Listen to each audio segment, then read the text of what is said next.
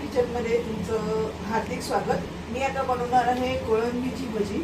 यासाठी मी कोळंबीला हळद, मीठ, मसाला, आलं लसूणची पेस्ट करून ठेवलेली आहे। इथे आपलं बेसनचं बॅटर असं नाही पातळ नाही घट्ट असं करून ठेवलेलं आहे। आता आपण त्याच्यामध्ये एक एक कोळंबी घेऊन बेसनच्या पिठामध्ये मिक्स करून भजी टाईप कोळंबी पकोडे करायचे आहेत।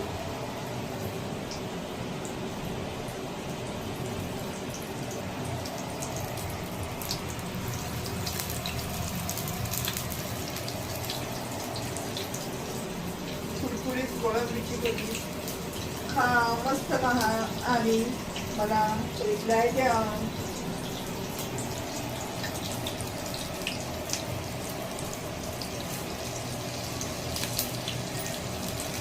आपल्याला अशी कोळंबीची भजी करायची आहे। ही फ्राय करून झालेली आहे, तुम्ही बघू शकता। कोळंबी भजीचा आता तुम्ही आस्वाद घ्या।